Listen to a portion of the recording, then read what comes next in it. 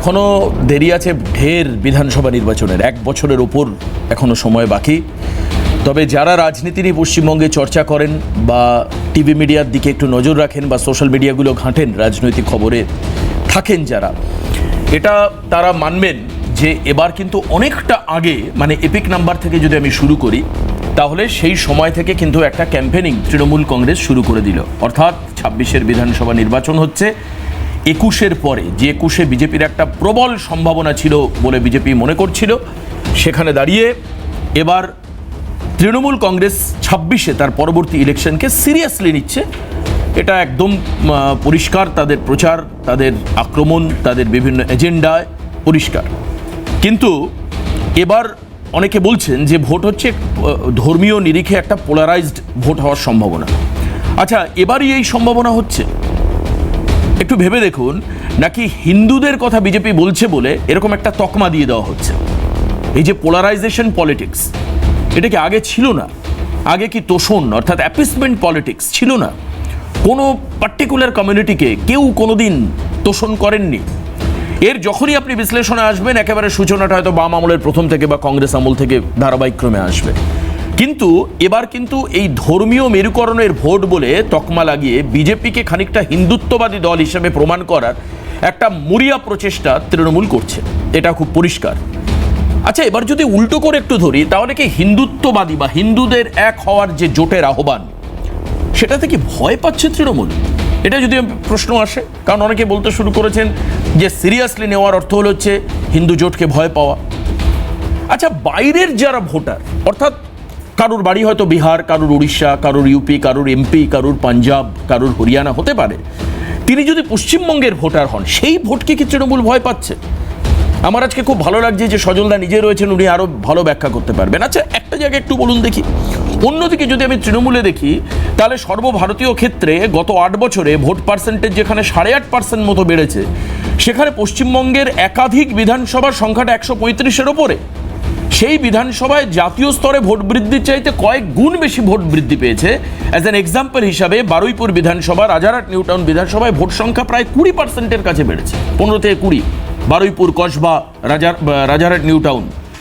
এই যে অতিরিক্ত ভোটার বৃদ্ধি, অর্থাৎ জাতীয় স্তরে যে 8.5% ভোট বৃদ্ধি, তার চাইতে প্রায় ডাবল, 2.5 গুণ প্রায় ভোট বৃদ্ধি যে হলো, এই ভোট বৃদ্ধি, এই ভোটার কারা?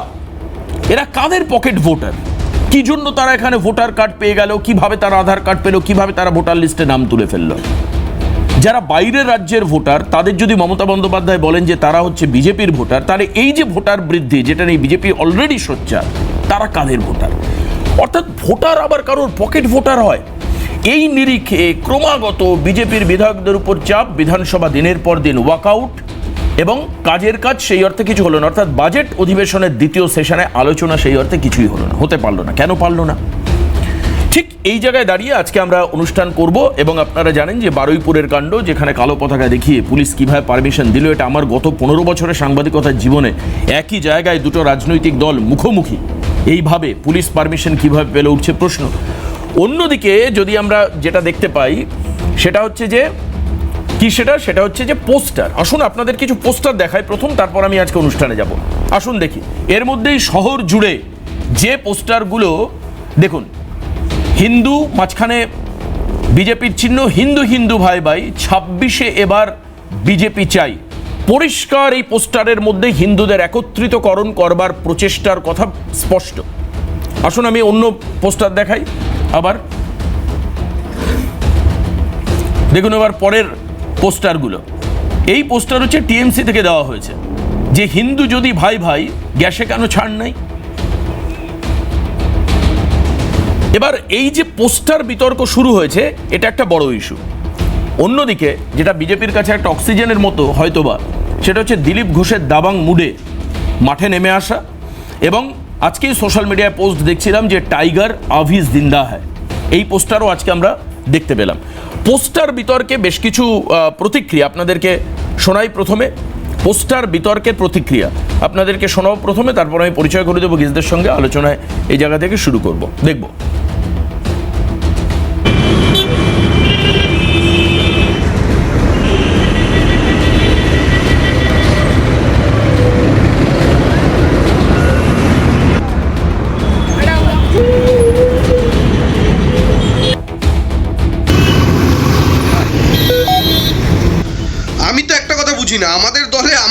সর্বাধিনায়িকা বলে পোস্টার দেব, কাকে অধিনায়ক বলে পোস্টার দেব, সেই বিষয়ে বিজেপির এত ইন্টারেস্ট কেন? যারা নিজেরাই গোয়ালে গোতাগুতি করে মরছে, যাদের কেউ কোনো নেতা কাউকে সহ্য করতে পারে না, তাদের আমাদের নিয়ে ইন্টারেস্ট কেন? আমরা একটা কথা 5 বছর আগেও বলেছি, আজও বলছি, 5 বছর পরেও বলবো, যে আমাদের দলের সর্বময় নেত্রী এবং সুপ্রিমোর নাম মমতা বন্দ্যোপাধ্যায় এবং আমাদের দলের সেনাপতির নাম অভিষেক বন্দ্যোপাধ্যায়। মমতা বন্দ্যোপাধ্যায়ের আদর্শকে সামনে রেখে, মমতা বন্দ্যোপাধ্যায়ের মুখকে সামনে রেখে অভিষেক বন্দ্যোপাধ্যায় তার সুনিপুণ স্ট্র্যাটেজির মাধ্যমে বারবার প্রত্যেকটা নির্বাচন এই জুটিতে আমরা জিতেছি এবং মানুষ এই জুটির ওপর ভরসা রেখেছে। তো স্বাভাবিক নিয়ম এটা। আর আরেকটা কথা বিরোধী আমার বিজেপির বন্ধুদের জন্য, যারা এত কথা বলছেন এটা নিয়ে, তাদের উদ্দেশ্যে বলি, তৃণমূল কংগ্রেস যদি একটা রাজধানী এক্সপ্রেস হয়, তাহলে তার এক একটা কম্পার্টমেন্ট, এক একটা বগি হচ্ছে এক একজন নেতা। ট্রেন চলতে গিয়ে একটা বগির সাথে একটা বগির ঠোকাঠুকি লাগতেই পারে, কিন্তু তাতে আমাদের ট্রেনে অন্তত কোনো সমস্যা নেই, কারণ এই গোটা ট্রেনের ইঞ্জিন একটাই, সেই ইঞ্জিনের নাম মমতা বন্দ্যোপাধ্যায়। ইঞ্জিন যদি বলে হাওড়া যাব, সব কটা বগিও হাওড়া যায়। ইঞ্জিন যদি বলে শিয়ালদা যাব, সব কটা বগিও শিয়ালদা যায়। কিন্তু বিজেপির ক্ষেত্রে আপনারা আমাকে হলপ করে বলতে পারবেন আপনাদের দলের ইঞ্জিনের নাম কি? শুভেন্দু যদি আপনাদের ইঞ্জিন হয়, তাহলে কি ডিজেল ইঞ্জিন দিলীপ ঘোষ? আমি জানি না মমতা ব্যানার্জি এবং অভিষেক ব্যানার্জি তাদের মধ্যে অনেক সংঘাত, এসব কেউ দেখতে পারেন, আমি এভাবে দেখছি না। আমি দেখছি বরঞ্চ এইভাবে বলতে পারেন যে অভিষেক ব্যানার্জিকে একটু দিল্লির কাছে বেশি পরিচিত হচ্ছে, তাতেও কোনো আপত্তি নেই। দিল্লিকে যারা পরিচালনা করেন তাদের কাছে এক হাতে মমতা থাকলে আর এক হাতে অভিষেক আছে। আরএসএসের হাতেই তো বিজেপি তৃণমূল খেলে, ফলে এটা নতুনত্ব কিছু নেই। হচ্ছিল সেনাপতি, উনি সুপ্রিমো, ইনি সেনাপতি। তারপর দেখা গেল সেনাপতিতে ঠিক জমছে না, এবার সবার নেতা, তাহলে দলে কলকে পাচ্ছে না, নানান দলের মধ্যে কথা আসছে। এখন মহানায়ক অধিনায়ক, তো মহানায়ক অধিনায়কের তো একটা কোচ লাগে। জনৈক অভিষেক ব্যানার্জি তিনি মহানায়ক অথবা অধিনায়ক হবেন, তার পিছনে কোচকে? কলকাতার অধিষ্ঠাত্রী নাকি দিল্লির অধিষ্ঠাতা, নাকি দুজনে মিলিয়ে? আগে কোচ ঠিক হোক, তারপর অধিনায়ক ঠিক করা যাবে। কিছু না, তৃণমূল দলের মধ্যে যে প্রবল অন্তর্বিরোধ চলছে, যে প্রবল খাওয়াখাই চলছে, কে কার থেকে বড় তার প্রতিযোগিতা চলছে, এই পোস্টার যুদ্ধের মধ্যে দিয়ে তা স্পষ্টভাবে প্রতিফলিত হচ্ছে। এই পোস্টার যুদ্ধে একদিকে খোকাবাবুরা আছে, আরেকদিকে দিদির সমর্থকেরা আছে। গতকাল আমি বলেছিলাম যে বাংলার মানুষকে এবার ভাবতে হবে তৃণমূল তুমি কার, তুমি খোকাবাবুর না তুমি মমতার। এই যে দুজনের নাম অধীরবাবুর গলায় আসলো, খোকাবাবু না মমতা, কাকে উল্লেখ করছেন? সেই হলুদ রঙের যে ফ্ল্যাগ আমরা কালকে যাদবপুর এলাকায় দেখলাম, তার ছবি একবার দেখাই। প্রথম অভিষেক বন্দ্যোপাধ্যায়কে দলের অধিনায়ক বলে এই পোস্টার দেখুন, হ্যাশট্যাগ ফ্যাম ফর টিএমসি, তৃণমূলের সব থেকে বড় আইটি প্ল্যাটফর্ম, সেখান থেকে অভিষেকের নামে হলুদ রঙের পোস্টার। যে ছবি আপনারা এখন টিভি স্ক্রিনে দেখছেন, এটা যাদবপুর এলাকার ছবি। এটা সকালবেলায় খবর হয়, বিভিন্ন মিডিয়ায় নিয়ে খবর করে। এরপর আমরা রাতের দিকে দেখতে পাই মমতা বন্দ্যোপাধ্যায়কে সর্বাধিনায়িকা বলে পোস্টার পরে ওই যাদবপুর এলাকাতে। এবং কারা দিচ্ছে পোস্টার? হ্যাশট্যাগ ফ্যাম ফর টিএমসি, তাদেরই পোস্টার। মমতা ব্যানার্জির পোস্টারটা দেখব।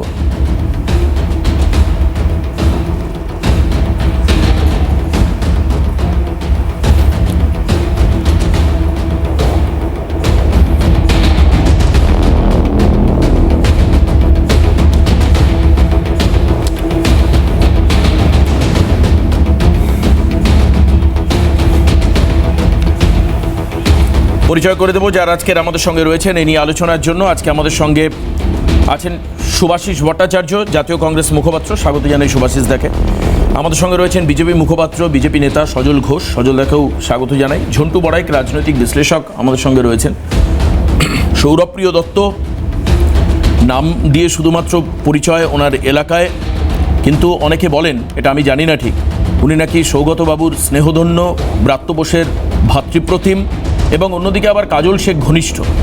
এবার এর ক্ল্যারিফিকেশনও দিতে পারবেন উনি এখন, কারণ ওইদিকে কেষ্ট কাজলের একটা দ্বন্দ্ব চলছে। এত বড় প্রভাবশালী নেতা আমাদের সঙ্গে রয়েছেন। আমি সৌরভদাকে দিয়ে শুরু করব। সৌরভদা, এই যে প্রথম অভিষেকের নামে পোস্টার হলো, পোস্টারিং হলো শহর কলকাতার একটা অংশে, যাদবপুরের মতো কেন্দ্রে, তার পরবর্তীকালে রাতেই মমতার পোস্টার আবার ইনস্টল করতে হলো কেন?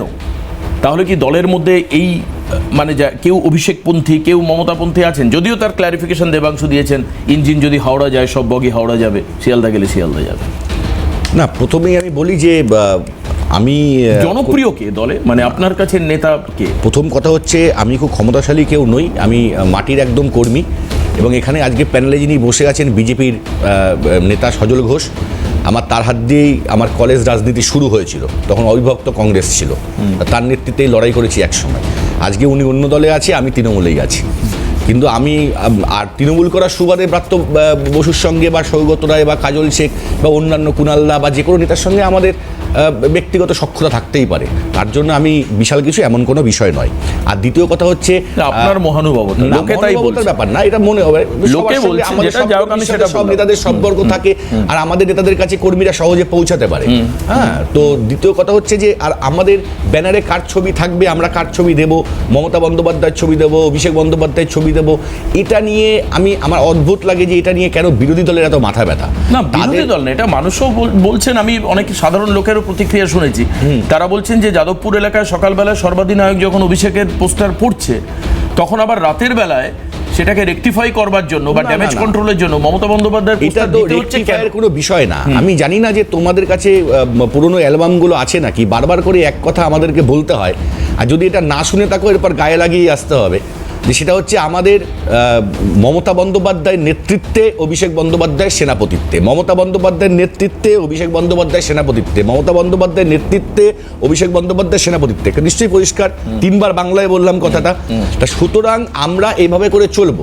সেখানে আমরা মমতা বন্দ্যোপাধ্যায়কে সর্বাধিনায়িকা বলবো, আমরা অভিষেক বন্দ্যোপাধ্যায়কে অধিনায়ক বলবো, সে ডিপেন্ডস অন আস। আমরা কে কাকে কিভাবে করে পোস্টারিং করব, কিভাবে করে তাদের বিষয়ে আমরা বলবো, কিভাবে আমরা প্রচার করব, ওই বিষয়টা আমাদের উপরে ছেড়ে দাও। কোনো একটা ওটা নিয়ে আমাদের তো দলের কোনো গোষ্ঠীদ্বন্দ্ব বা কিছু বিষয় নেই। আপনারা রামায়ণ মহাভারত সম্পর্কে অতটা বিশ্বাস রাখেন কিনা জানি না, কিন্তু রামায়ণ মহাভারতে দেখা গেছে যে যুদ্ধ হয়েছে, ধর্মযুদ্ধ, মহাভারতে 18 দিনের যুদ্ধ, তাতে বিভিন্ন যুদ্ধ যখন মুভ করেছে, সেই যুদ্ধে সেনাপতি হচ্ছে সর্বাধিনায়ক। সেই যুদ্ধের সেনাপতির কথাতেই সেনারা মুভ করেছে।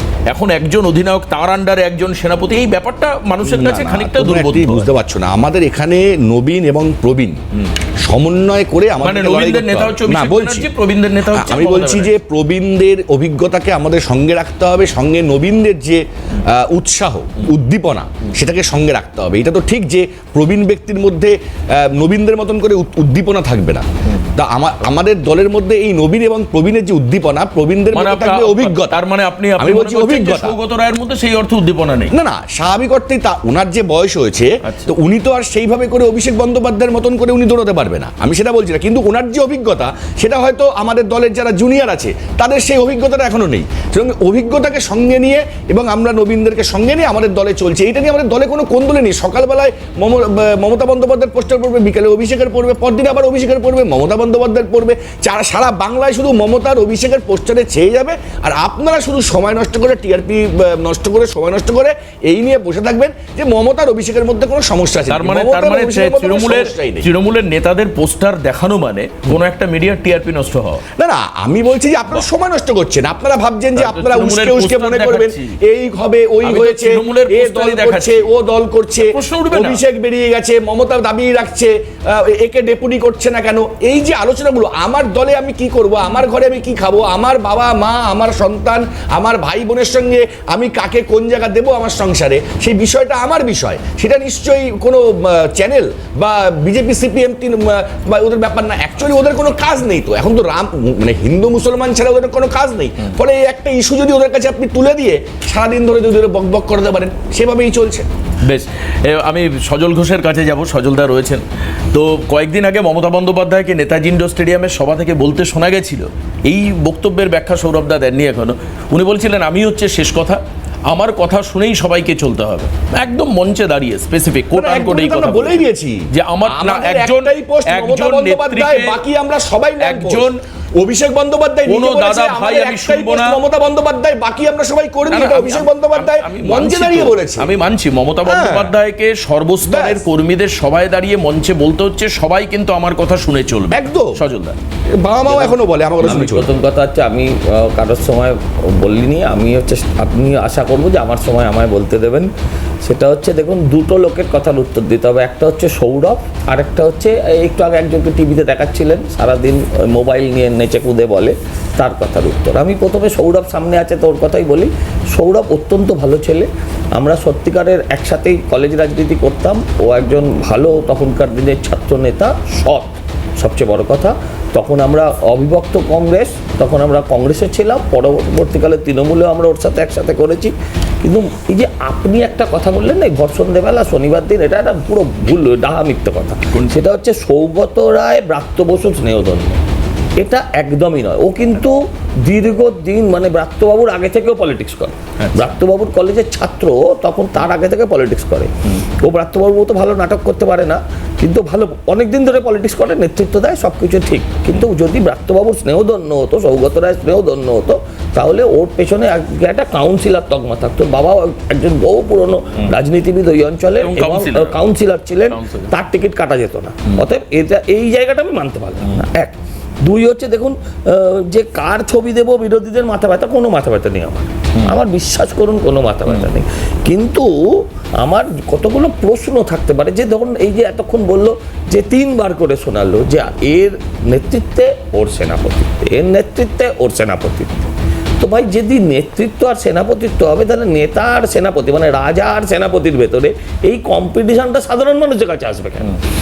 সেনাপতি মানে হচ্ছে তাকে কোচের সঙ্গে তুলনা করা যায় বা কিছু করা যায়, তিনি হঠাৎ ক্যাপ্টেন হতে যাবেন কেন? আবার ক্যাপ্টেনে যদি ক্যাপ্টেন তাকে আপনারা মেনে নেন, তারপরে আবার একটা সুপার ক্যাপ্টেন, হ্যাঁ, এই ধরনের এই প্রতিযোগিতাটা বোধহয় কোনো দলের জন্য স্বাস্থ্যকর নয়। আমার বক্তব্য যে দেখুন পোস্টারে ছেয়ে যাবে, হয়তো পোস্টারে ছেয়ে যাবে, আর ওরা নীরবে গরু কয়লা বালি এগুলো খেয়ে যাবে, এটা ঠিক। আমরা এইসব নিয়ে আলোচনা করব, পেছন দিয়ে এইসব চলতে থাকবে। ওরা বললো ওদের সংসারের ব্যাপার, আমার সত্যিই কোনো ইন্টারেস্ট নেই ওদের সংসারে কি হচ্ছে না হচ্ছে। 35টা প্লট এই সেই, ওদের সংসারে কাকু ভাইপো যা চলছে। কিন্তু এই ওদের সংসারের ব্যাপার যখন রাজপথে নেমে আসে, যখন ওদের সংসারের লড়াই যখন পুশ বিহাইন্ড হয়ে যায়, যখন রক্তাক্ত মমতা বন্দ্যোপাধ্যায়কে অস্বীকার করার তো জায়গা নেই। আমি ওনাকে অপছন্দ করি, আমি ওনাকে পছন্দ না করতে পারি, কাউকে আমি ঘৃণাও করতে পারি, কিন্তু তিনি যে এই মুহূর্তে আমার মুখ্যমন্ত্রী, এই কথাটাকে অস্বীকার করার কোনো জায়গা নেই। এবার আসি আরেকজন, ওখানে বলছিলেন খুব অনেক বড় বড় কথা, যে আমরা এত বড় দিদির ফলোয়ার, দিদি হ বললে আমরা বুঝে যাই হাওড়া যেতে হবে, দিদি ক বললে বুঝে যাই এবার কেওড়া করতে হবে, ল বললে কি বললে আমরা সেসবের মধ্যে যাচ্ছি না। কিন্তু আমার প্রশ্ন হচ্ছে, উনি একটা কথা বলেছেন যে গ্যাসে কেন ছাড় নাই। আচ্ছা, হিন্দু হলে গ্যাসে ছাড় হবে কেন? গ্যাসে ছাড় হলে হিন্দু, মুসলমান, শিখ, খ্রিস্টান সবার হবে। গ্যাসে ছাড় পেলে আপনার অ্যাকাউন্টে একটা খুব সামান্য টাকা, 17 টাকা না 18 টাকা পয়সা আছে, সেটা আপনার অ্যাকাউন্টেও যায়, মুসলমানের অ্যাকাউন্টেও যায়। এবার বলছে যে আরেকটা পোস্টার যেটা ওরা খুব বেশি আর দেয়নি, সেটা হচ্ছে তেলে কেন ছাড় নাই। আপনারা আর্কাইভে থাকলে এখন দেখান যে আমি মিথ্যা কথা বলছি কিনা। তেলে কেন ছাড় নাই? তেল নিয়ে লোটা, এই যে তেলের দামে লোটা, তেলের টাকা লোটা, এই তো এটা হচ্ছে ভালো কথা। উত্তরপ্রদেশে আজকের দিনে পেট্রোলের দাম হচ্ছে 96 টাকা, ভারতীয় জনতা পার্টির সরকার।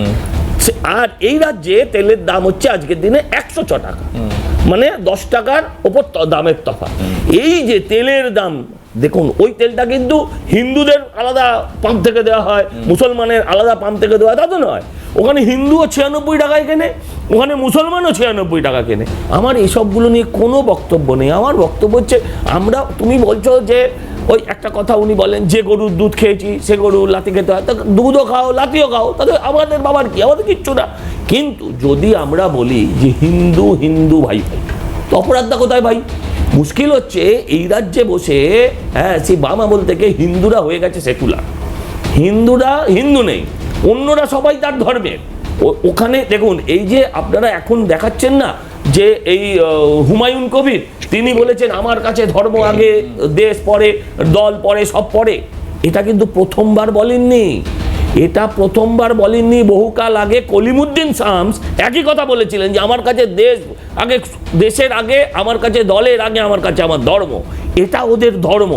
এটা যদি আপনি মানেন তাহলে ভালো, যদি না মানেন আমার কিছু করার নেই। কিন্তু মাথায় রাখবেন, আমরা যখন একটা দেশ গঠন হয়েছিল, আমাদের ধর্মনিরপেক্ষ দেশ হোক বা কোনো কিছু, আপনারা বলুন তো, আমরা কি বলেছিলাম যে সংবিধানে রামচন্দ্রের নাম ঢোকাতে হবে না? আজও বলি, আমরা বলি না, কিন্তু ওরা বলে শরীয়তি আইন, মানে ওদের আইনটা হবে ধর্মের নামে, ওদের ব্যবস্থা হবে ধর্মের নামে, ধর্মের ছাড়া ওরা কিচ্ছু চেনে না।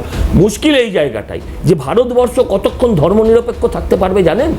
যতক্ষণ ভারতবর্ষে যারা রামচন্দ্রকে ঠাকুর মানেন বা রামকে না মানেন, আমাদের বহু দেবতা, যারা যে হিন্দু ধর্মকে যারা মানেন, তারা যতদিন সংখ্যাগরিষ্ঠ থাকবে এই দেশটা ততদিন ধর্মনিরপেক্ষ থাকবে। আপনি দেখুন ওদের 52-57টা মুসলিমদের দেশ আছে, এই 52-57টা দেশে কিন্তু মুসলিমের দেশ, ইসলামিক কান্ট্রি হয়ে গেছে। আর এখানে আমরা আজকে 70%-এর বেশি থাকা সত্ত্বেও, আগে আরও বেশি ছিল, ধর্মের ভিত্তিতে দুটো দেশ ভাগ হওয়া সত্ত্বেও আমরা সেদিন থেকে আজ অবধি ধর্মনিরপেক্ষ। তার কারণ আজও আমরা সংখ্যায় বেশি। অপেক্ষা করুন, যদি আর 20-25 বছর এরমভাবে চলতে থাকে, তাহলে এই দেশটার নামের আগেও ইসলামিক বসবে, এতে কোনো ভুল নেই। অতএব হিন্দু হিন্দু ভাই ভাই, আপনারা তো কদিন আগে দেখাচ্ছিলেন যে একটা ওই আপনার একটা মন্দিরে দলিত সম্প্রদায়ের মানুষ ঢুকতে পারছে না। মুশকিল হচ্ছে হিন্দুরা, মুসলমানরা শুধু মুসলমান থেকেছে, হিন্দুরা কিন্তু কাস্টে ভাগ হয়ে গেছে, ব্রাহ্মণ, ক্ষত্রিয়, হরিজন, বৈশ্য, আরও বিভিন্ন বিভিন্ন আছে বিভিন্ন জায়গায়। এই জায়গাটা থেকে আমাদের বেরিয়ে আসাটা আমাদের দেশের স্বার্থে, আমাদের দশের স্বার্থে, আমাদের জাতির স্বার্থে এটা আমাদের খুব জরুরি। আর একটা শেষ করে দিই, সেটা হচ্ছে দেখবেন সিপিএমের একটা খুব বড় বড় কথা আছে যে লড়াইটা ভাতের, জাতের নয়। লড়াইটা ভাতের, জাতের নয়, কথাটা একেবারে ভুল। যদি জাতি না থাকে, সেই জাতির শিক্ষা, সেই জাতির কালচার, সেই জাতির বুদ্ধি যদি না থাকে, সেই জাতির কপালে কোনোদিন ভাত জোটেনি, আর ভাত আগামী দিনেও জুটবে না। তাই ভাতের সঙ্গে সঙ্গে এটা জাতেরও লড়াই। আমি আমার জাতকে বাঁচাতে চাই, এখানে আমি কোনো অন্যায় দেখতে পাই। জাতকে বাঁচাতে চাই সেই বিষয়ে কোনো অন্যায় দেখি না, কিন্তু হাইপথেটিক্যালি যদি 26-এ বিজেপি ক্ষমতায় আসে, রাজ্য বিধানসভায় কি সত্যি চ্যাংদোলা প্রসঙ্গ আসবে? এটা একটা প্রশ্ন থাকবে। তাহলে কি জিতে আসা মুসলিম বিধায়কদেরকে রাস্তায় ফেলা হবে আর তারা উঠে ধুসো দেবে? সুভাষিসদার কাছে আসবো। সুভাষিসদা, 30 বছরের বেশি এই হুমায়ুন কবিরের যার নাম সজলদা বললেন, আপনার এবং সজলদার প্রাক্তন দলে ছিলেন 30 বছরের উপরে, কিন্তু কেন এই যে তৃণমূল জমানায় এসে এটা বেশি প্রকট হচ্ছে? অধীর রঞ্জন চৌধুরীর সঙ্গে রাজনীতি করা মানুষ হচ্ছে হুমায়ুন কবির, দীর্ঘদিন জাতীয় কংগ্রেসের সম্পদ ছিলেন। আজকে তৃণমূলে আসার পর উনি এখনো পর্যন্ত ওনার বক্তব্য অনর যে আগে আমার কাছে জাত, কারণ তার পরের ক্ল্যারিফিকেশনগুলো আমি সব শুনেছি। ওনাকে যখন বিভিন্ন মিডিয়া জিজ্ঞেস করেছে, বলেছে আগে দল নয়, আগে আমার জাতি, অর্থাৎ মুসলিম জাতি, তারপর হচ্ছে দল। এই যে তৃণমূলের সময়, আমি একদম পরিষ্কার আপনাকে জিজ্ঞেস করি, কংগ্রেসের সময় সেটা প্রকট হলো না, বামেদের সময় খুব বেশি মুসলিম মুসলিম হিন্দু হিন্দু হলো না, আজকে বিজেপির নামে দোষ পড়ছে, হিন্দুত্ববাদী দল হিসাবে একটা তকমা লাগিয়ে দেওয়া হচ্ছে।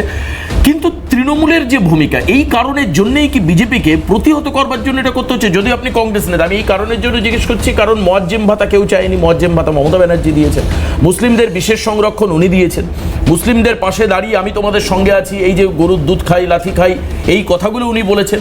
এ থেকে তীব্র মেরুকরণটা ইঙ্গিত হচ্ছে।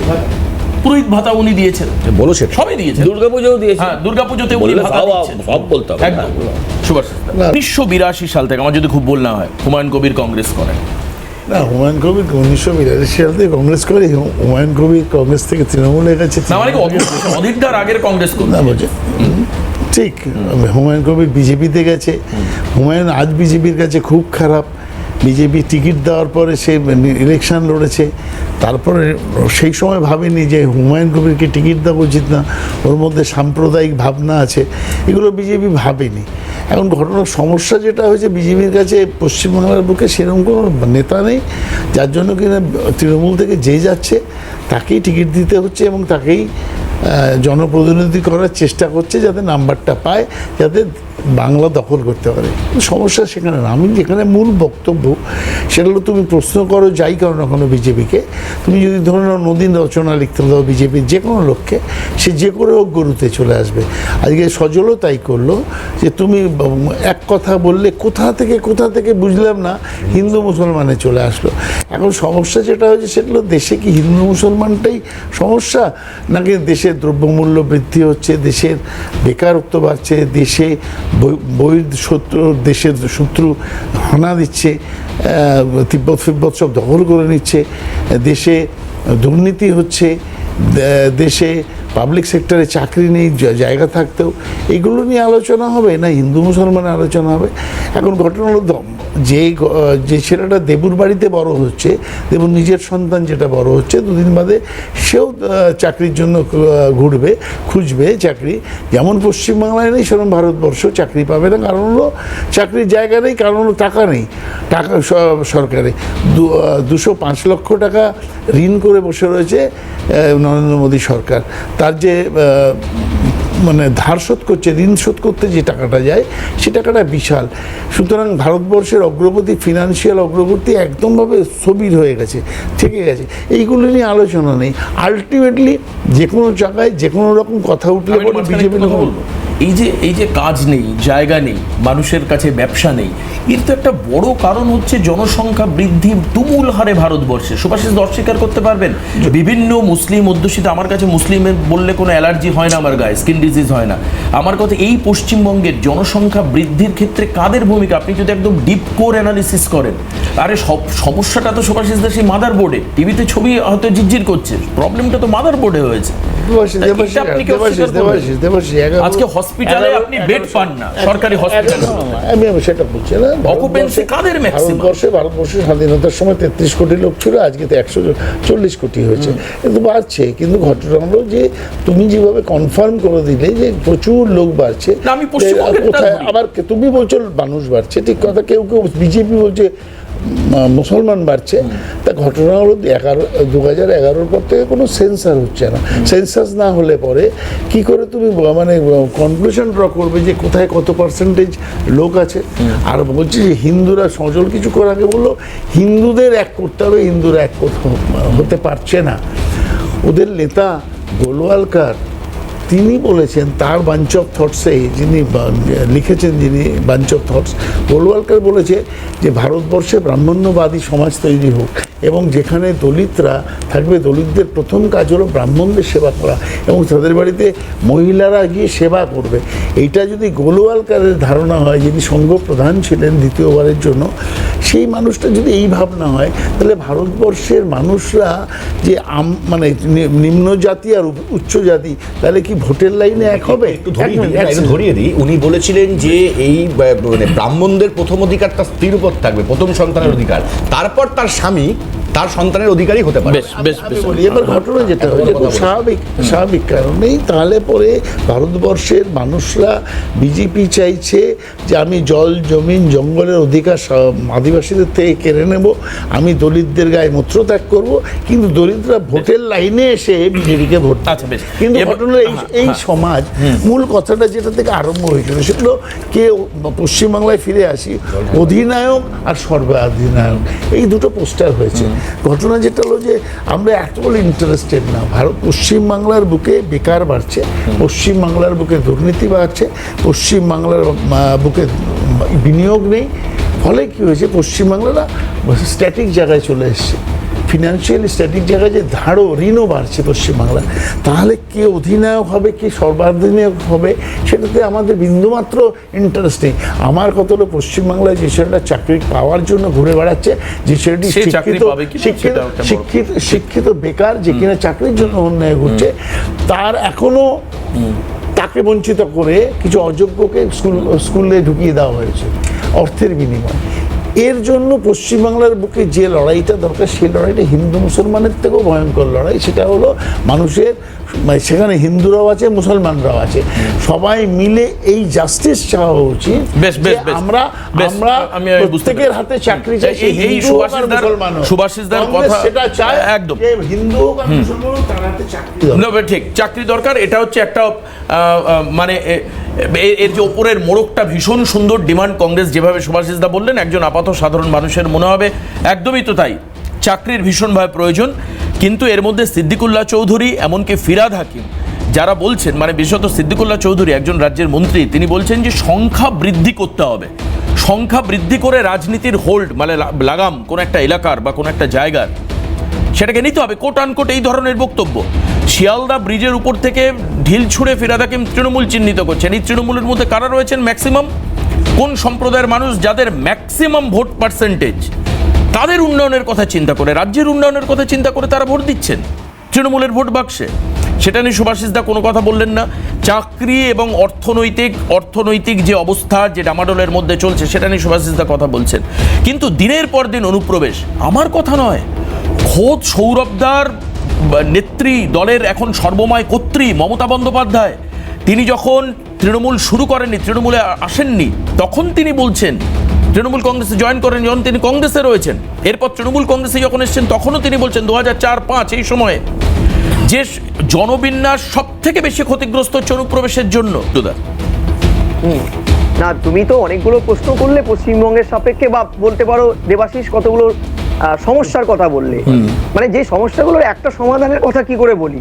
প্রথম কথা, এমন একটা রাজ্যের শাসক দল চলছে যেখানে সৌরভ বাবুর মতন এত যোগ্য নেতাকেও বসে থাকতে হয়, আর প্যারাশুট থেকে নেমে তার থেকে অনেক নবীন কোন এক নেতাকে সর্বাধিনায়ক হিসাবে আমাদের বরণ করতে হয়, অর্থাৎ সৌরভদাকে বরণ করতে হয় প্রথম। দ্বিতীয় হচ্ছে, দেবাশিস কি অদ্ভুত না, তোমরা এখানে সর্বাধিনায়ক, অধিনায়ক, সম্রাট, সম্রাজ্ঞী নিয়ে আলোচনা করছো, অথচ এই যে পলিটিক্স অফ ডিসপ্লে, যেখানে একদম দেবাংশুর কথাটাকে আমি 100% এখানে মেনে নিলাম, যে দেখো মেঘের আড়ালে যে মেঘনাথটা আছে, অর্থাৎ মাননীয় মুখ্যমন্ত্রী, তিনি কিন্তু বাটখারাটা দলের ধরে রেখেছে। অর্থাৎ বাটখারার দুদিকের পাল্লা কখনো এদিকে হেরফের হতে পারে, কিন্তু আলটিমেটলি বাটখারার এই ভারসাম্যটার কন্ট্রোল পয়েন্টটা তার কাছে। এই বাটখারাটা এদিক সেদিকে এদিক ডিসব্যালেন্স হচ্ছে, কখনো মাদার ভার্সেস যুব, কখনো P21 ভার্সেস পোস্ট-21, যা নামেই হোক না কেন, কিন্তু রেলটা কিন্তু তার গন্তব্যে ঠিক জায়গায় পৌঁছচ্ছে। অর্থাৎ বিরোধী নেতাদের কোনো রকম হাইকোর্টের নির্দেশ মেনে, হাইকোর্টের নির্দেশকে মানার পরেও তাদেরকে স্ট্রিট কর্নার করতে দেব না কেন, তখন কিন্তু মাদার এবং যুব প্রত্যেকেই লাঠি নিয়ে বিরোধীদের ঠেকাচ্ছে। তখন কিন্তু এই বলে ঠেকাচ্ছে না যে যুব আমি কম মারছি, মাদার আমি বেশি মারবো, বা ঠিক উল্টোটা। অর্থাৎ দেবাশিস, এমন একটা পরিস্থিতি, এটাকে কিন্তু আমি লড়াই বলবো না, কালীঘাটের ভেতরের, বাড়ির ভেতরের ব্যানার্জি পরিবারের লড়াই, যেখানে কখনো অভিষেকের বোন অদিতি ডায়ানকে বলতে হচ্ছে যে দলে যার যোগ্যতা নেই সে এগিয়ে যাচ্ছে বলে আমি রিজাইন দিলাম আইটি সেল থেকে। এগুলো কিন্তু কৌশল, আর এই কৌশলটা তখনই সারফেসে আসে যখন কালীঘাটে একটা ওপেন ক্রাইসিস তৈরি হয়। ঠিক এখন যেমন ঠিক বিরোধীরা ঝাঁপিয়ে পড়ছে, সামনে ইলেকশন, তখন এই যে ধরনের তুল্যমূল্য ব্যালেন্সিং খেলাটা চললে, এটা ভরকেন্দ্র, এবং এই ভরকেন্দ্রের টার্গেটটা কিন্তু থাকে একটাই, যেন তেন প্রকারের ভোটে জেতা। তখন কিন্তু যুব কংগ্রেস ভার্সেস মাদার এইসব থাকে না, ভোট বাক্সে তৃণমূল আলটিমেটলি জেতাটাই লক্ষ্য হয়ে দাঁড়ায়। ফলে আমরা এই নিয়ে চর্বিত চর্বণ করি। দ্বিতীয়, এখানে কংগ্রেসের যিনি প্রতিনিধি সুভাষিস দা আছেন, খুব শিক্ষিত মানুষ, একদম পুরনো সময়ের পলিটিশিয়ান, কংগ্রেস ঘরানার। সজলদা তো অতি অবশ্যই দুর্দান্ত বলেন। আমি তোমাকে বলি, আমরা না দেবাশিস বড্ড ঘুমটার নিচে খ্যামটা নাচানো রাজনীতিটা করি, সত্যিটাকে সত্যি আমরা বলি না। আচ্ছা, সাম্প্রদায়িক সম্প্রীতি রাখা মানে কি সত্যিকে সত্যি বলবো না? তুমি কংগ্রেস শেষ 2014-এ মনমোহন সরকার ক্ষমতার থেকে বিদায় নেওয়ার আগে তাদের স্বরাষ্ট্রমন্ত্রী একটা তৃণমূল কংগ্রেসের সদ্য সরকারের 3 বছরের পূর্তিতে একটা চিঠিতে বলেছিল, সীমান্তবর্তী এলাকাগুলো পশ্চিমবঙ্গের, সেখানে জনসংখ্যা বৃদ্ধি ভারতবর্ষের জাতীয় জনসংখ্যা বৃদ্ধি 13% অন্তত 4 গুণ বেশি। একদম কি করে হয়?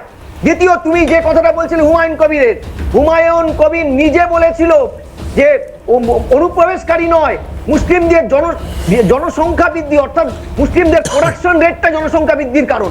আমার কথা নয়, তুমি আর্কাইভ চেক করো। অর্থাৎ তিনি স্বীকার করেছেন। অর্থাৎ আমরা ভোটের কারণে এখানে সংরক্ষণ, এই সুভাষিস অনেক কিছু বললেন, ধর্ম হ্যান ত্যান। আচ্ছা, কর্ণাটক বিধানসভায় বিরোধী বিজেপিকে চ্যাংদোলা করে, আমি বিরোধী বিজেপি নামটা নিলাম না, বিরোধী নেতাদের চ্যাংদোলা করে 18 জনকে সাসপেন্ড করে আপনারা কি কর্মযোগ্য করছেন? সেখানেও তো সংরক্ষণ, যে ভারতবর্ষের সেকুলার স্ট্রাকচারে ধর্মের ভিত্তিতে সংরক্ষণ দেওয়া যায় না, কর্ণাটকে আপনারা তাই করছেন। তো অর্থাৎ যে প্রথমে কংগ্রেস যে ধারাটা এনেছিল সেকুলারিজমের একমুখ সংজ্ঞাটা, সেটা ছিল ভারতবর্ষের সেকুলার ক্যারেক্টারকে ধ্বংস করার প্রথম এবং অন্যতম কারিগর। তাহলে রিভাইভালিজম অর্থাৎ তার পাল্টা, ঠিক যেমন 1905 সালে মুসলিম লীগ তৈরির ঠিক 5 থেকে 6 বছর পরেই হিন্দু মহাসভা তৈরি হয়েছিল, তার পাল্টা হিসাবে না তৈরি হলে হয়তো এটা তৈরি হতো না। ঠিক একইভাবে এই একবগ্ধা সেকুলারিজমের পাল্টা তো একটা হবেই না। মানে এই যে সেকুলারিজম, এটা রক্ষা করার দায়িত্ব কি শুধুমাত্র হিন্দু এবং মানে অমুসলিমদের? আমার প্রশ্ন তো সেখানে মানে এটাই। আজকে মুসলিমরা তাদের যদি তোষণ করা হয় তাহলে সেটা হতেই পারে, সংখ্যালঘু তোষণ হতেই পারে, মানে এটা মনে হয় খুব ন্যাচারাল একটা ফিনোমেনা।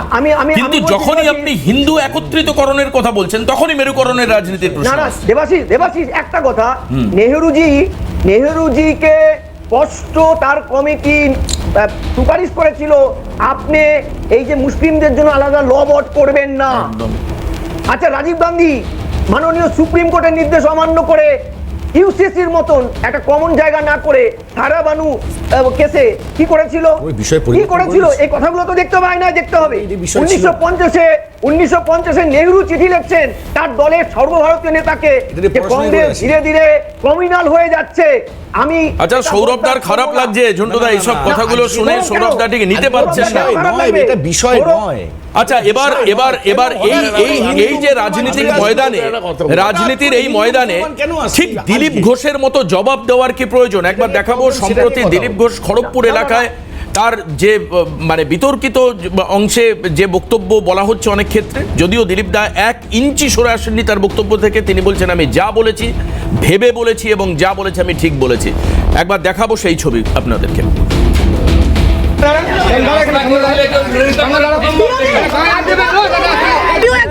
বলতে পারেন 14 পুরুষ তুলবো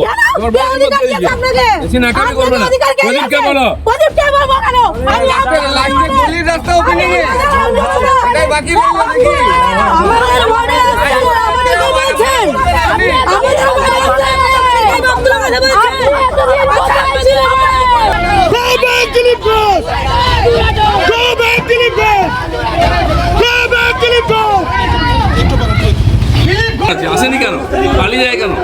কালকে একটা ক্রিকেট ম্যাচে গেছিলাম, সেখানে টিএমসির লোকেরা ভয় আসেনি, দিলীপ ঘোষ গেছে বলে আমি উদ্বোধন করেছি। সেজন্য এরা হচ্ছে ঘেউ ঘেউ করবে, কাজ করতে পারবে। জিজ্ঞেস করছে কেন এসছেন, আমি টাকা দিচ্ছি, আমি উদ্বোধন করবো। কাউন্সিলর কেন আসেনি উদ্বোধন করতে? একদিন কেন এর রাস্তা হয়নি সেই প্রশ্ন করার হিম্মত নেই। এরা হচ্ছে ওই সুবিধাভোগী, 500 টাকা নিয়ে ঘেউ ঘেউ করে। আমি বলছি আমার বাপের টাকা, কারো বাপের টাকা নেই। কার বাপ বলুক, কার বাপের টাকা? দিলীপ ঘোষ বাপ তুলেই বলবে, যারা ঘেউ ঘেউ করবে তাদেরকে বাপ তুলেই বলবে। কাজ করতে পারে না, কাজ করে উদ্বোধন করছে আবার ঘেউ ঘেউ করছে, হিম্মত হয় কি করে? এই 500 টাকার চাকররা এরা কিছু করতে দেয় না, ঘেউ ঘেউ করে। আমি দিলীপদার মতো বলতে পারবো না, তবে দিলীপদার মতো প্রাক্তন একজন সাংসদ তিনি আজকে বুঝতে পাচ্ছেন যে লক্ষ্মীর ভাণ্ডারের জোরটা কোথায়। সৌরভদার কাছে আসবো, আজকেও দিলীপ ঘোষের বাড়ি ঘেরাও করা হয়, সেই ছবি একবার আমি দেখিয়ে দেবো, সৌরভদা বলবেন, পাশাপাশি আমি সেই ছবি থাকুক চলুক। দিলীপদার বাড়ি ঘেরাও করা হয় তৃণমূলের তরফে, পরবর্তীকালে বিজেপি সেখানে আসে, দিলীপদা নিজে উপস্থিত হন এবং তারপরে গন্ডগোল মিটে যায়। কিন্তু দিলীপ যে এখন মেদিনীপুরের মাটিতে টার্গেট তৃণমূলের কাছে, এটা কিন্তু পরিষ্কার। সৌরভদা, না, প্রথমে আমি একটা কথা বলে নিই, দেবুদাকে একটা উত্তর দেওয়ার আছে। এই রাজনীতিতে ভোটের টিকিট পাওয়াটা যদি কোনো নেতার স্নেহধন্যতার প্রমাণ হয়, তা সেটাকে রাজনীতি বলে না। আমি ব্রাত্য বসু বা সৌগত রায় দমদমে রাজনীতি করে তার স্নেহধন্য, আমি টিকিট পাই আর না পাই, বাবা টিকিট পেয়েছিল, এর তারপর মহিলা হয়েছে, পরবর্তীকালে যদি সুযোগ হয় যোগ্যতা থাকে নিশ্চয়ই দল দেবে, দল যেটা বুঝবে সেটা দেবে। হ্যাঁ, মহিলা। আচ্ছা, 2 নম্বর কথা বলি, সেটা হচ্ছে যে তোমরা একটু আগে দেখালে পরপর 2বার হয়েছে। আচ্ছা, প্রথমে আমি বলি যে দিলীপ ঘোষ এই একটা ইয়ে উঠেছে যে টাইগার আবি কি জিন্দা হয়, একবার দেখায় সৌরভ বলছেন, আমি পাশে দেখিয়ে দিই একবার পোস্টার, সোশ্যাল মিডিয়া যে পোস্টার, টাইগার আবি জিন্দা হয়, টাইগার আবি জিন্দা, অসাধারণ। আচ্ছা, তাহলে শুভেন্দুবাবু কি ক্যাট, তাহলে কি সুকান্তবাবু র্যাট? মানে একজন বিড়াল একজন ইঁদুর? আমার তো মনে হয় না যে একটা বনের মধ্যে মানে 2-3টে বাঘ থাকে বা সাম্রাজ্য করতে পারে। আমি বলছি সুন্দরবনে জানি, ভালো কথা, আমি বলছি যে রাজত্ব করবে, তাহলে আমার মনে হয় শুভেন্দুবাবু ক্যাট আর সুকান্তবাবু র্যাট। 2 নম্বর, এই যে টাইগার সমান সমান বাঘ, কিন্তু আমি আবার এই ঘাটতে ঘাটতে হঠাৎ দেখলাম, আমি বলছি না কিন্তু এটা এই বাঘ না, ওরা মানে দিলীপ ঘোষকে বাঘ বলছে, বয়াকারে বাঘ, বাঘ মানে হচ্ছে ছারপোকা, বাঘ মানে হচ্ছে ক্ষুদ্র কীট, বাঘ মানে জীবাণু, বাঘ মানে ভাইরাস, বাঘ মানে সংক্রমণ। আমার মনে হয় ওই দিলীপ ঘোষ হচ্ছে একটা কীট। হ্যাঁ, মানে এই ধরনের কীট, যারা একজন মহিলাকে বলছে তোর বাপ তুলেও বলবো, তোর 14 পুরুষও তুলবো, বেশি করলে গাড়ির তলায় পিষে দেবো।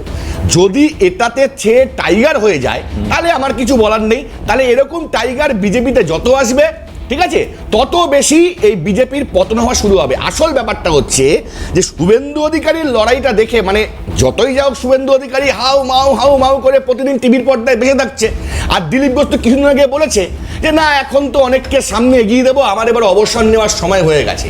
এবার এই ওনার এই মানসিক যন্ত্রণার মধ্যে এখন শুভেন্দু অধিকারীর থেকে বেশি চেঁচামেচি করার জন্য উনি এই মহিলাদের যে ধরনের ভাষায় আক্রমণ করেছেন, তাতেও নাকি আমার বাঘ বলে মানতে লাগছে না, ওই বাঘ মনে হচ্ছে যারা হচ্ছে একটা ক্ষুদ্র কীট, উনি কীটের থেকে কোনো অংশে কম। এবার এই ঘটনাক্রমে আমরা দেখতে পাচ্ছি যে দিলীপ ঘোষ একজন মহিলাকে বলছেন, কিন্তু তার আগের অংশটুকু সেইভাবে আসেনি, সোশ্যাল মিডিয়ায় আছে যে মহিলা গিয়ে বলছেন, তৃণমূলেরই মহিলা হবেন উনি, ডেফিনেটলি তৃণমূলেরই, উনি গিয়ে বলছেন যে আপনি কেন এখানে এসেছেন। না মানে একজনের সাংসদ তহবিল বা তার সেই তহবিল থেকে তৈরি করা রাস্তায় তিনি গেছেন, ওটাও সেই নিয়ে প্রশ্ন তুলছে। আমি বলছি কি আমি বলছি যদি এই ধরনের কথা উনি বলে থাকে, আমি মনে করি যে ওখানে দিলীপ ঘোষটা মানে ওনার এমপি ফান্ডের টাকায় গেছেন, উনি উদ্বোধন করতে গেছেন। যদি ওখানকার কোনো মানে পরিষেবায় কোনো ক্ষোভ আমার নেতৃত্বকে তো দেখাতেই পারে, মানুষজন দেখাতেই পারে, বা তৃণমূল করে নেতৃত্ব ক্ষোভ দেখিয়েছে, তা ক্ষোভ দেখাবে মানে আমি তাকে এরকম কুকুর বিড়াল বানিয়ে দেবো। আজকে আমি তো বলছি আজকে সজল ঘোষের বাড়ির সামনে সজল ঘোষের এরিয়াতে সজল ঘোষের এরিয়াতে বহু মানুষ আছে অন্য দলের, যারা অনেক সময় গিয়ে সজল ঘোষকে বলে এই কাজটা ঠিক মতন হলো না, ওই কাজটা ঠিক মতন হলো না, তুমি কেন এভাবে করছো না, তখন কি তাকে সজল ঘোষ বলে যে আপনি ঘেউ করবেন না, অভিষেক আর মমতা বন্দ্যোপাধ্যায়ের ইস্যুটা সৌরভদা মোটামুটি বলেছেন, এখন আমি বলবো না যে ম্যানেজ করতে পেরেছেন, মানুষের মধ্যে প্রশ্ন আছে, কিন্তু বীরভূম নিয়ে যা হচ্ছে সেখানে আরও পরিষ্কার ক্ষোভ। আমি দিলীপদার প্রসঙ্গ নিয়ে সজলদারকে জিজ্ঞেস করবার পাশাপাশি এটাও দেখাতে চাই, বীরভূমে আজকে দেউচাপ পচামির যে উত্তোলন, সেই উত্তোলন কি শুরু হয়েছে? মমতা বন্দ্যোপাধ্যায় তো বিজিবিএসের দ্বিতীয় দিন বলেছিলেন যে কালকে থেকে উত্তোলন শুরু হয়ে যাবে। আজকে কাজল এবং কেষ্ট দ্বন্দ্ব একদম স্পষ্টে, একদম সামনাসামনি।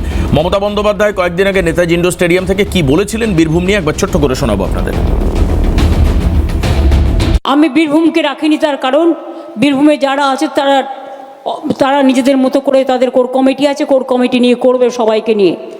কেষ্ট কাউকে কিন্তু বাদ দেওয়া যাবে না, কাজলকেও কনফিডেন্সে নিতে হবে, আশিস দাকে আর শতাব্দীকেও মাঝে মাঝে ডেকে নেবে, কাজেই সবাই মিলে করবে। সজলদা, আমি প্রথমে যেহেতু তৃণমূল লাস্টে বলেছে আমি উত্তরটা দিয়ে দিই, তাহলে অ্যাপ্রোপ্রিয়েট হবে। দেখুন, আপনি একটা কথা তুলেছিলেন, আপনি দুটো কথা তুলেছেন, আপনার পরেরটা আসছি। লক্ষ্মী ভাণ্ডার আপনি তুলেছিলেন কথাটা, যে লক্ষ্মী ভাণ্ডারের জোর দেখাতে, মানে কত জোর সেটা দিলীপদা আজকে অনুভব করেছেন। দেখুন, লক্ষ্মী ভাণ্ডার নিশ্চয়ই প্রয়োজনীয়, অত্যন্ত জোর তার শক্তিশালী, সব মেনে নিলাম, কিন্তু আপনাকে আমি একটা কথা বলি, এই লক্ষ্মী ভাণ্ডার সকালে দিচ্ছে, কদিন আগে 9 মাস আগে এই মুখ্যমন্ত্রী 9-10 মাস আগে এই মুখ্যমন্ত্রী বলেছিলেন মেয়েরা 12টার পর যেন রাস্তায় না বেরোয়, রাত্রে শিফটে মেয়েদের চাকরি করার ব্যাপারে তিনি ভাবনা চিন্তা শুরু করেছিলেন। এখন সেই মেয়েদের বারগাল বানানোর প্রস্তাব নিয়ে এসছে এক্সাইজ দপ্তর। এটা অত্যন্ত লজ্জার, যে যাকে লক্ষ্মী বলছো তাকে আবার এরম করছো।